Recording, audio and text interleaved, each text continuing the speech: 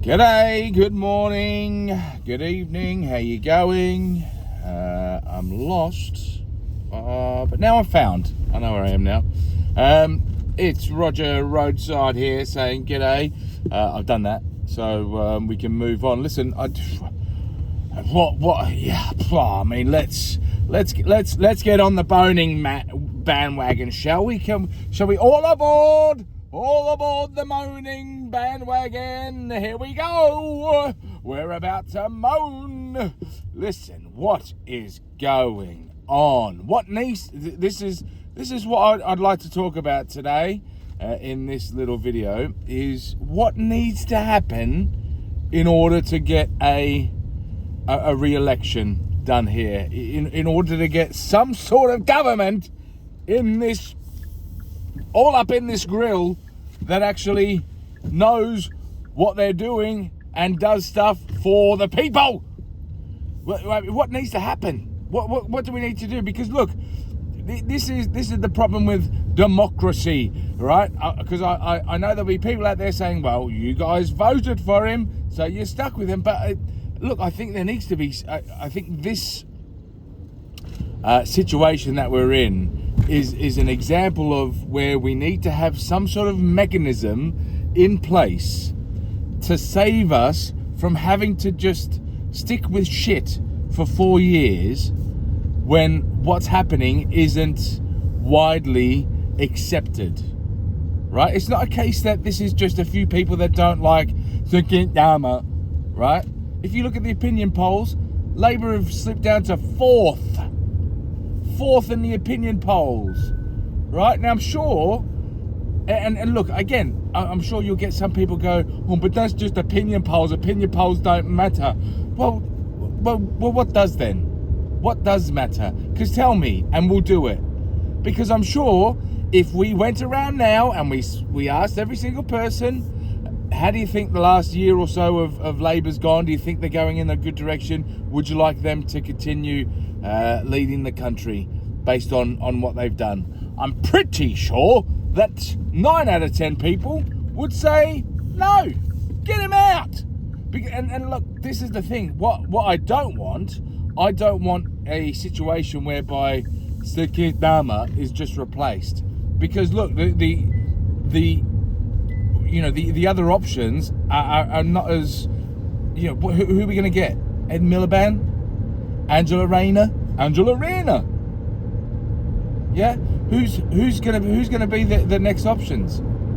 They're not as, it's the party. It's the actual party is rubbish. And we were led to believe that they weren't. We were led to believe that they were adults. We were led to believe that they were going to do things to help us, the everyday person. We were led to believe that all the whole rigmarole behind politics and government and the veil was going to be lifted and everything was just going to be done in a common sense way, and that the adults were here and everything was going to be fixed. Well, you know what? Everything hasn't been fixed. It's been fucked. It's been fucked right up the arse, because I tell you what, bloody the last guy, Boris, he got done. He got kicked out for what? Having a slice of cake and a couple of Chardonnays, right? How many lies has Sir Dharma said? How many times has he gone in one direction and ended up going in another direction? How many times has he come out saying that this is going to stimulate and boost the economy, and it hasn't? Every single thing that he touches turns to poopy. It turns to shapoopy, right? Day in, day out, the whole bloody government team, they're all corrupt. They're all as bad as each other. We went through a spade there. We went through a period of time where nearly every week one of them was going because they were doing the thing that they were in charge of. They were in charge of housing. They didn't pay the bloody stamp duty. They were in charge of the homeless people. They were kicking them out. They're in charge of corruption. They're the most corrupt person. They've been bloody gone to court and found guilty of corruption themselves. What is going on? How is this How are these people the people in charge of running a country? They couldn't run a bloody Sunday League football side. They're absolutely hopeless. Name 5 things that they've done bloody good, and don't tell me bloody breakfast for kids. Don't give me this bloody breakfast shit. £1.50 it costs for a box of cornflakes. £1.50. If you can't spend £1.50 on a box of cornflakes for your little kid, then you don't deserve to have kids. I'm sorry, you don't. Paying for bloody breakfasts.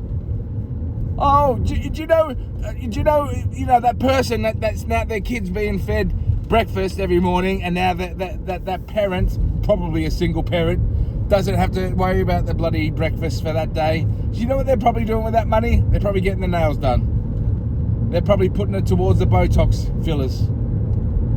That's what they're doing, because that's all we foster here in Britain. We foster bludgers. We foster people that just bludge. They're like leeches sucking off the system. And not in a good way either. But that's all they do. They just suck off. Look, it's so... And I know I'm going on a bit of a tangent here, right? But I used to work in real estate a little while ago, and I used to sell social houses, and normal houses, freeholds, leaseholds, all that sort of stuff. But some of them were social houses that have been, purchased by people, but they had people social renters in there.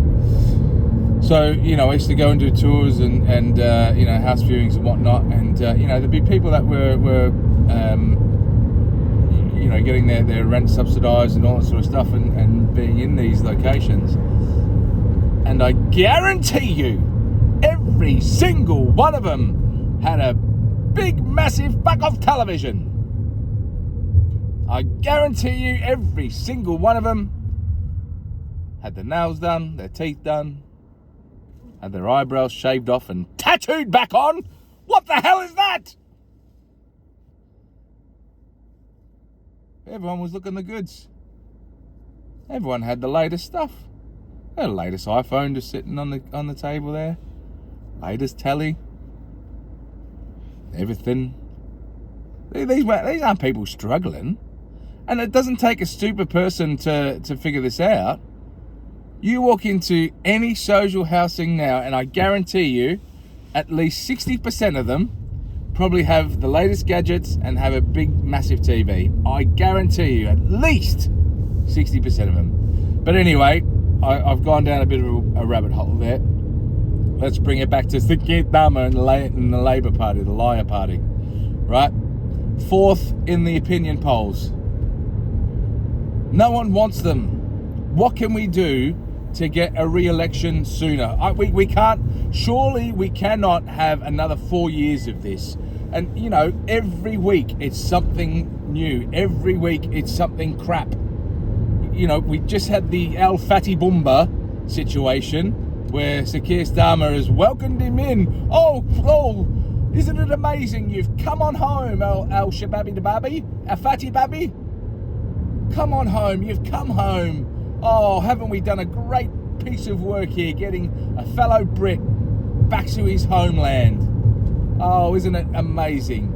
And then all that stuff came out about how, he wrote messages saying that he absolutely, completely hates all white people, including British, including German, including people from the Netherlands. Hates them, absolutely detests them. And we've welcomed him back with open arms. That's good, isn't it? That's good.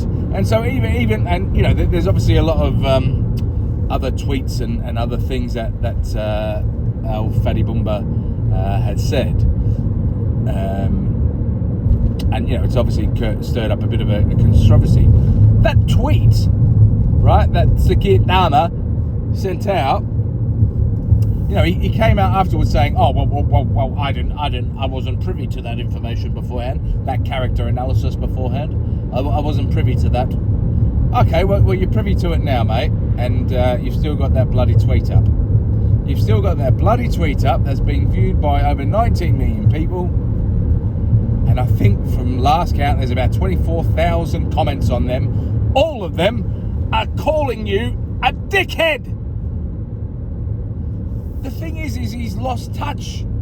It's not only Keir Starmer that's lost touch, it's the whole party that's lost touch. And they've only been in Parliament for or in power, I should say, for a little bit over a year. They've got no attachment, no connection with the people of this country. And look, you might say, but David, why are you only bringing up the fact that he's got a tweet that he's left up? Why is that so important? Well, it's important because it's evidence. It's evidence that over 24,000 people have taken the time to call him a prat and to voice their concern. And it's evidence to go, the common sense thing to do would have been, actually, maybe I shouldn't have sent that tweet out, and maybe we shouldn't have welcomed Al Fadi Boumba back with open arms. So, I should probably take that tweet down, actually. That would be the common sense thing to do. But again, it's just evidence that he just doesn't give a shit. He doesn't care. He's got the majority. He's safe. He knows that the party is safe. And this brings me back to my point of there needs to be some sort of mechanism within some sort of piece of legislation or some lever that can be pulled if and when a governmental body is brought into power and they, after a period of time, and look at, maybe it's 12 months, yeah? 12 months should be enough time for you to do the crappy things that you need to do in order to try to get the country back on track based on, what the last people have stuffed it up with. For you to lose a little bit of ground in regards to people's opinions and whatnot, but to still at least make some sort of headway and at least show that we're on some sort of track to recovery of goodness. Because otherwise the alternative is what's happening now, and what's happening now is we've had this government, we've had this political party do all this campaigning leading up to it, saying how they're going to do this, they're going to do that, they're not going to raise taxes, they're not going to do this, they're not going to do that, and they've all gone the opposite way. They've lied not once, not twice, not 3 times, not 4 times, not 5 times. They've lied multiple bloody times. They've gone back on multiple bloody things, and there's no mechanism in place for them to be held accountable for it. They will stay detached from the public. And why will they stay detached from the public? Because if they get close to the public, they'll get called out. So this is the issue. There's no mechanism in place for us to do some sort of emergency re-election, for there to be something something available, some lever available for us to pull when it becomes clear and obvious that whoever's been voted into power, regardless of the majority or whether they've gone over by a bee's dick, either way, there needs to be something that the public can say, listen, we believe that there might have been a mistake that's happened here, and we don't like the direction that the country is currently going in, and we call for XYZ, whatever the name of it is, right? And then it goes to a vote. Now listen, the people who make that call, maybe they got it wrong, and maybe and do you know what? If everyone goes to vote again, and Dharma gets voted back in, well, do you know what? I hold my hands up and I say, listen, I'll ride it out for the next 4 years, because obviously everyone wants this person. Maybe I'm maybe I'm in the wrong here. I've got a sneaking suspicion that wouldn't happen, but look, if it did, you suck your eggs. And look, maybe there is something in the mechanism that says you can only call it once whilst that government is within their 4 years of power, or whatever the case may be. You've got one chance as a collective group, whether it's petition or whether it's something, to trigger it. because what's the alternative? The alternative is that we're in the situation that we're in at the moment, where things that aren't common sense. Why did we sell off that other part of? I can't remember what was it, some bloody islands or something. We gave people money or something to take that away. Why did we do that? Why are we unable to stop people flooding into the country? Why are we unable to stop people from just running out of prisons and just going, sorry, I'm not supposed to be released for a couple of years actually, but you guys have just sort of left the door open. I'm probably going to go. Why are we now building houses for other people not from this country and not for our own? Why do we have people sleeping on the streets and they can't get shelter, but we're giving room, board, food, medical services to people that have come over here illegally? What? There's so many things that aren't common sense that are happening that I think needs to be addressed, and that aren't being addressed. And look, if I'm the only person that thinks that, then fair enough. I'll hold my hand up and go, all right, maybe I've got it wrong. But listen, I don't want to waffle on too long. This has been 16 minutes already. This is a biggie. But I just wanted to get your thoughts. Is there anything that we can do to get a re-election? What do you think? If there was a way to trigger an election, would you do it? Do you think now is a time where the Labor government have had enough time to do what they need to do, or at least show the direction that they're going in? And do you feel confident going into the next 3 odd years that they're the government to take us to prosperity? Even though if you look at the current thing in the papers today about how we're the least invested in country in the G7, I believe it is. At the moment, our economy's stuffed. But maybe you think that we're on track somehow to become prosperous. If so, put it in the comments. Remember, I've got the subs challenge that I want to get to 50 subscribers by the 2nd of February, which is my birthday, so that I can walk around all smug and say, hey guys, I've got 50 friends. Yeah, how do you like them apples? And maybe I can get on the front cover of YouTube Weekly with greatest amount of subscribers achieved in a short succession. I don't think I would be up for that, but anyway, look, I'm waffling. Listen, thank you very much for tuning in. If you've made it this far, hope you're having a good day, and I'll speak to you soon. Listen, love you a long time. Ciao.